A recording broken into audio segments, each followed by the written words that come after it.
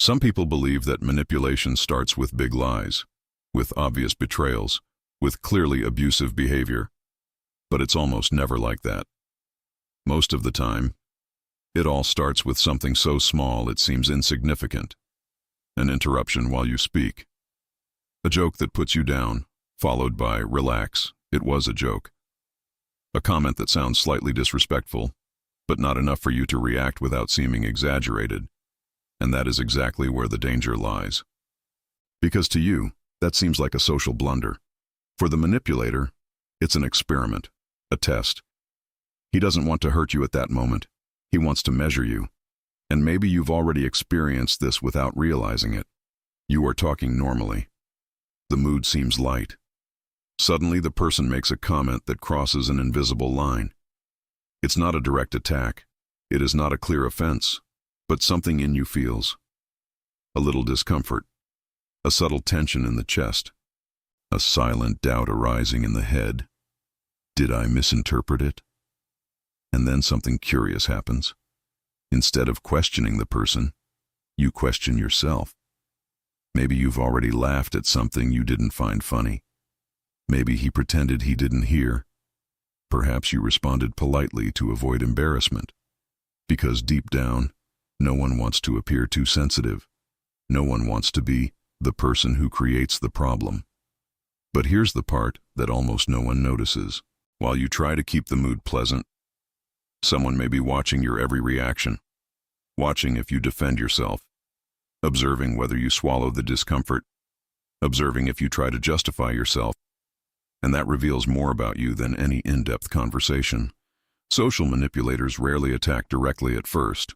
They start with micro disrespects, small deviations, little psychological nudges, things that seem too small to confront, but big enough to reveal whether you have limits. Now stop for a moment. Think of someone who has ever made you feel strange, without you being able to explain exactly the reason. Someone who sometimes seemed kind, but he occasionally made comments that made you uncomfortable.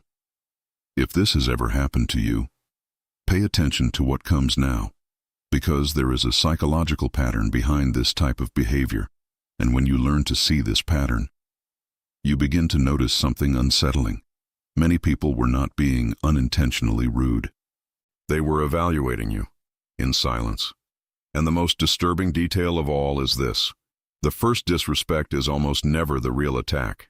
He's just the initial test, a small gesture, almost invisible, but enough to answer a question that the manipulator asks within himself head. How far can I go with this person? After that little disrespect happens, something curious starts to form inside the victim's mind. It's not immediate anger. It's not confrontation. It's doubt. A silent doubt that begins to corrode perception. Because the gesture was too small to seem like a clear attack, but too big to go completely unnoticed. And then the internal conflict arises. Did he really mean that? Maybe I'm exaggerating. Maybe he just said it without thinking. This is exactly the psychological territory where manipulators operate best. The gray area. They don't need explicit aggression. They prefer something much more efficient. Social ambiguity. A comment that can be interpreted in two ways. A joke that has a humiliating background, but can be defended as humor. An interruption that seems like carelessness, but happens exactly when you start to position yourself. And what happens inside you at that moment? You start to manage the situation. Maybe try smiling to lighten the mood. Maybe respond with exaggerated kindness. Maybe you completely ignore what you felt. Because there is a very strong social pressure that pushes people towards a specific behavior. Maintain harmony. And that creates a trap. The more you try to keep the environment comfortable, the more you silence yourself nuisance. Now, think honestly for a second. How many times have you felt a little uncomfortable in a conversation, but decided don't say anything to avoid seeming rude? How many times have you thought, it's not worth creating an atmosphere over this? If this question has touched any of your memories, you are not alone. Many people who follow discussions about human behavior report exactly the same feeling. There is a kind of silent code in social coexistence that says, Be understanding, be patient, be polite, and these are all important qualities. But manipulators understand something that few people do. They know that empathetic people have a high threshold for tolerating social discomfort. And that's where small disrespect begins to fulfill its function. Because while you're busy trying to interpret the gesture fairly, the other person is watching your reaction, observing the time it takes you to respond, watching if you defend yourself, observing whether you minimize what happened. Now comes an uncomfortable question. Have you ever noticed that some people seem to repeat this type of behavior, always at levels small enough to avoid direct confrontation? They make a cross comment, then they act normally. Maybe they'll even be nice afterwards. And this creates a curious psychological effect. You begin to doubt your own reading of the situation. Maybe it was just a joke. Maybe you misinterpreted it. Maybe that wasn't even disrespectful. But here's something few people say out loud. Manipulation rarely starts with something you can prove. It starts with something you feel. And when a person learns to repeatedly ignore their discomfort to preserve coexistence, she begins, without realizing it, to teach others very specific information about herself, same, that maybe your limits are negotiable. And for those who measure people in silence, this type of information is worth its weight in gold. This is where many people make a fundamental misinterpretation. They believe the small disrespect was a social accident, a moment of distraction, a failure of education. But for certain personality types, that was an extremely useful test. Because before someone manipulates you, controls you, or exploits you, there is a question that needs to be answered. A simple question. What kind of person are you when someone crosses your limit? It seems like something small, but for a social predator, this answer is worth more than any long conversation about values, character, or personality. They don't trust what you say. They watch what you tolerate. And the little disrespect serves exactly that purpose. He creates a situation where something uncomfortable happens, and your reaction reveals so much more than your words. Some people react immediately. They interrupt the situation. They ask what the person meant. They set a limit calmly but clearly. Other people do something very different. They smile. They change the subject. They try not to create tension. They pretend they didn't notice. And while this happens, the handler is collecting data. Yes, data. Because this process is less emotional than it seems. For those who use this type of behavior, human interactions work almost like a radar. They observe micro-expressions, posture changes, hesitation in response, the tone of voice. And all of this reveals one specific thing: the social cost you are willing to pay to avoid conflict. Now think about this for a moment. If a person discovers that you prefer to swallow a little discomfort to maintain peace, what does she learn about you? She learns that you will probably do the same next time, and next time, and next time. This is how small invasions start to grow, but there is an even more disturbing detail in this mechanism. The handler rarely increases the intensity immediately. He does something smarter. It observes whether you normalize the first gesture. If you laugh at the disrespectful joke, if you ignore the interruption, if you accept the small invasion of space. Because when that happens, silent information is recorded. The border exists, but perhaps it will not be defended. And when someone realizes that a border is not defended, it no longer functions as a border. Here comes an uncomfortable revelation from behavioral psychology.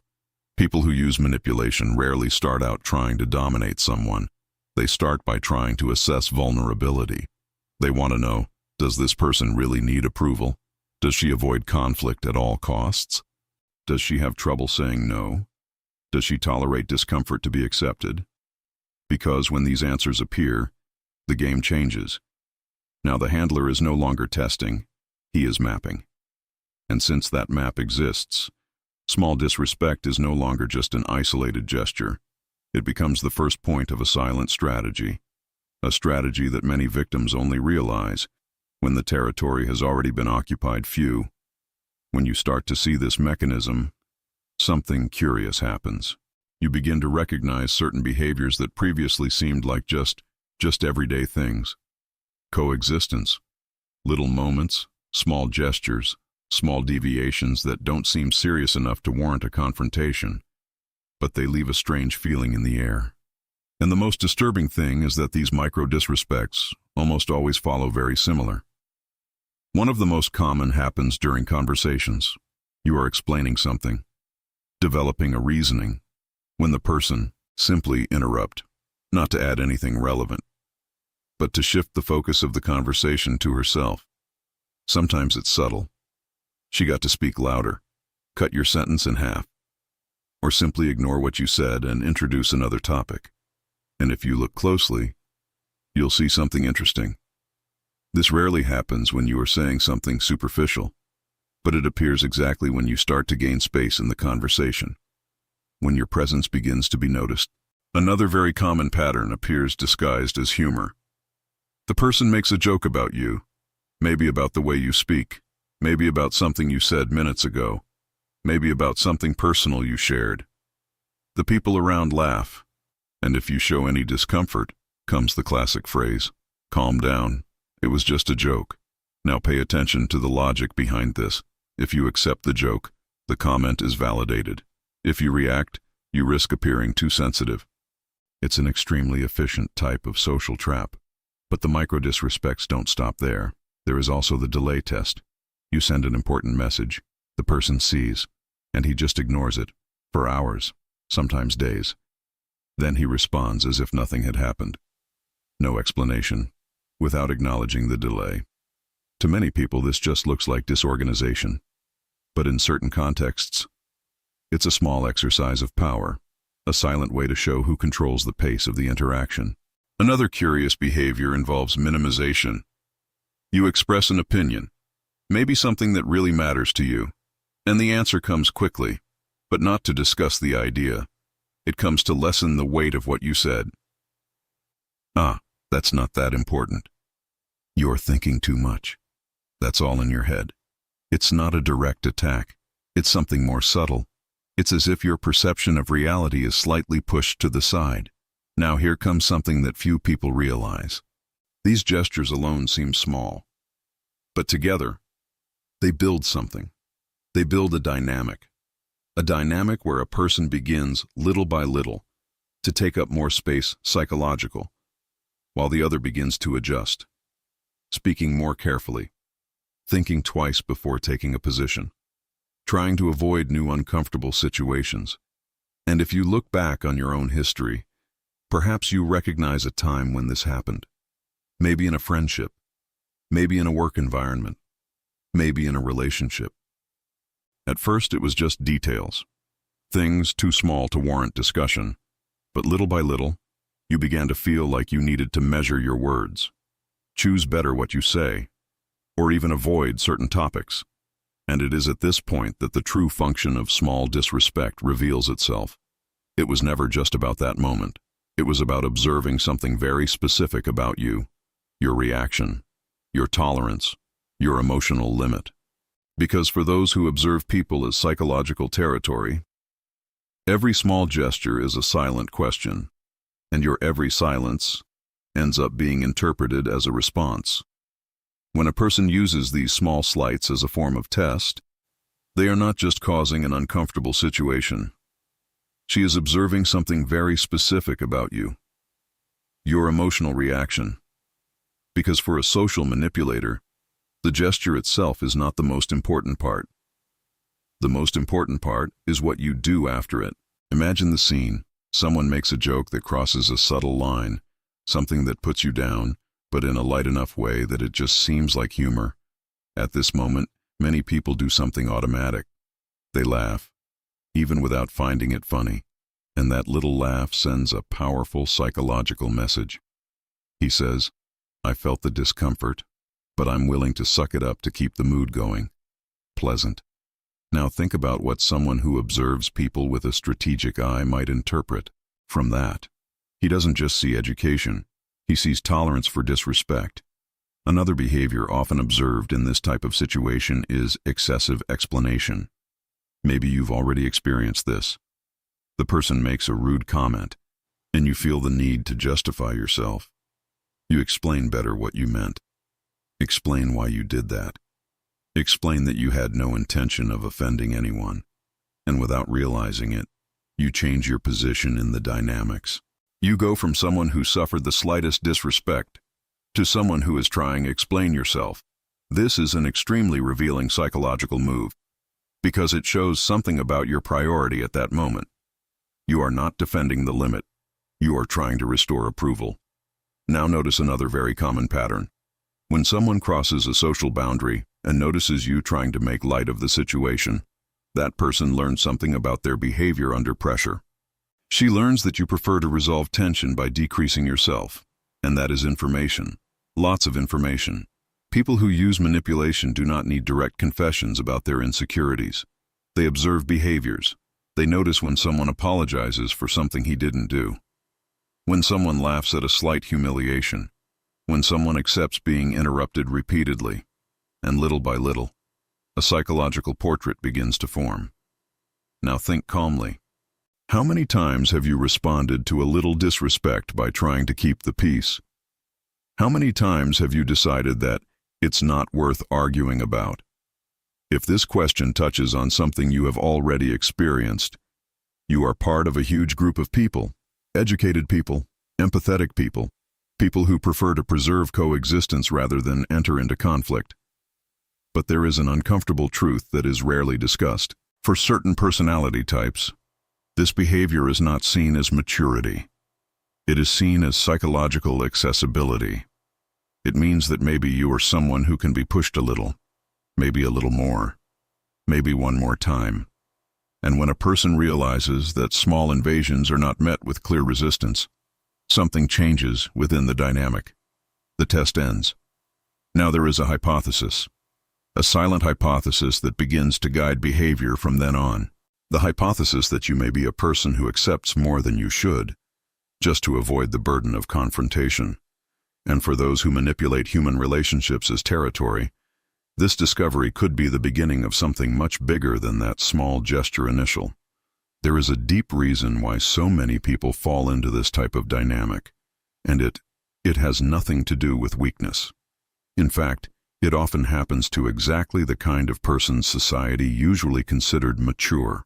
Empathetic people, educated people, people who learned from an early age to consider the impact of their own actions on others. This type of person has an important skill: interpreting emotions. She tries to understand intentions. She tries to give the benefit of the doubt. She tries not to react impulsively. And in healthy relationships, this is a huge virtue. But in environments where silent manipulation exists, this virtue can be exploited. Because empathetic people have a natural tendency. They project their own consciousness in others. If they wouldn't do something with the intention of belittling someone, they assume the other person I wouldn't do it either. So when the slightest disrespect happens, the first mental movement is not defense, it's interpretation. Maybe he didn't realize. Maybe it was just humor. Maybe I'm reading too much. This one might come up a lot, and each maybe creates a small delay in the reaction.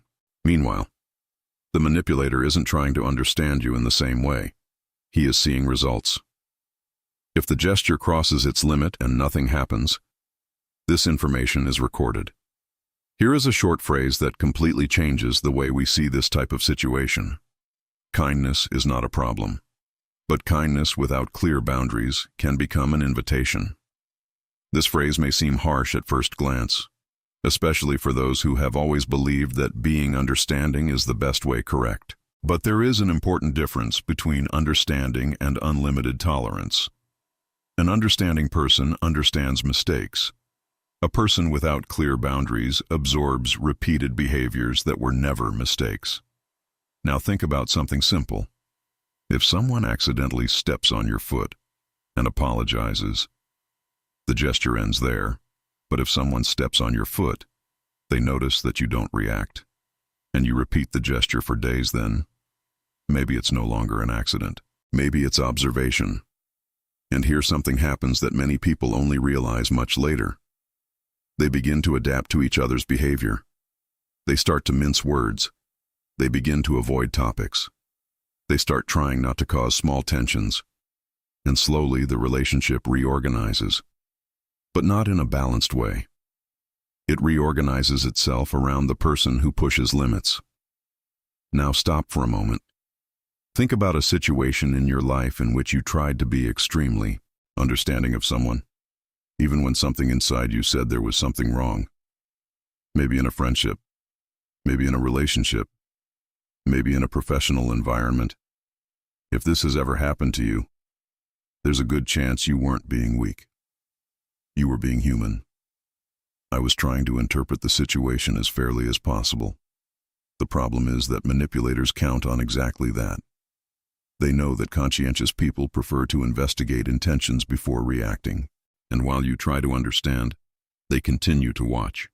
And sometimes, the difference between a respected person and a person tested repeatedly, it's not in the strength she shows, but in the silent clarity of the limits she does not negotiate.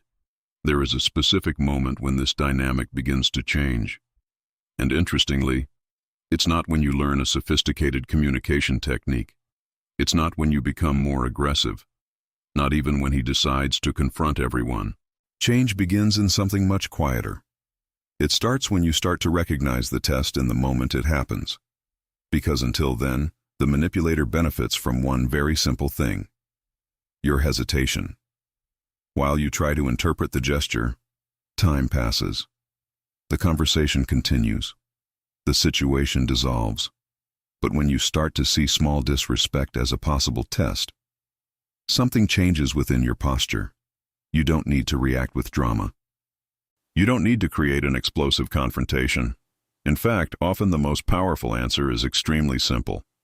You don't normalize the gesture. Just that. Imagine the same situation as before. The person makes the joke that diminishes you. But this time, you don't laugh automatically. You don't try to lighten the mood. You just look at the person for a second longer than usual. And he asks calmly, "What did you mean by that?" This question asks something interesting. It removes the ambiguity. Now the comment needs to be supported or retreated. And when that happens, the psychological game changes sides. Because manipulators depend on the gray area. They depend on the situation where the gesture passes without being named. When you name it, observation turns into exposure. Another type of powerful response involves something even simpler: conscious silence. When someone interrupts you repeatedly, for example, many people try speak faster to regain space. But there is another option. You stop. Wait for the person to finish. And then he says calmly, "I wasn't finished yet." No aggression, no long justification, just a clear statement. This type of response does something that manipulators don't like. It shows that the limit exists and that it is perceived. And here a very interesting psychological detail emerges.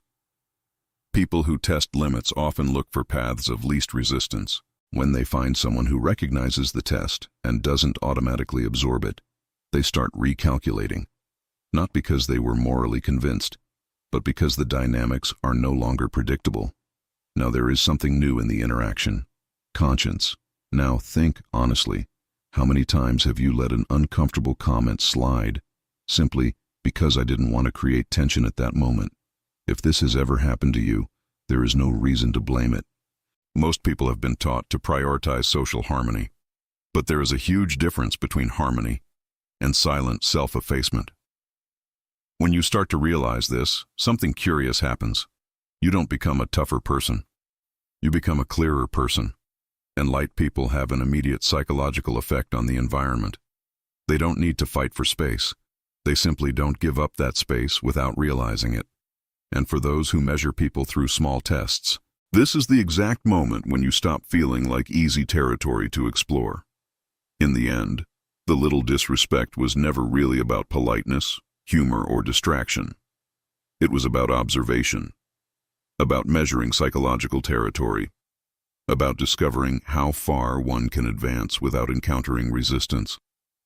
And perhaps this is the most uncomfortable part of this entire conversation, because many of the situations that seemed like just awkward moments may have been. In fact, small silent tests, limit tests, reaction tests, tolerance tests. And when you start to look back with that kind of lens, some memories can take on a different meaning. That person who always made a joke a little more than necessary. That colleague who constantly interrupted you. That friendship where small invasions happened frequently, always accompanied by a casual smile.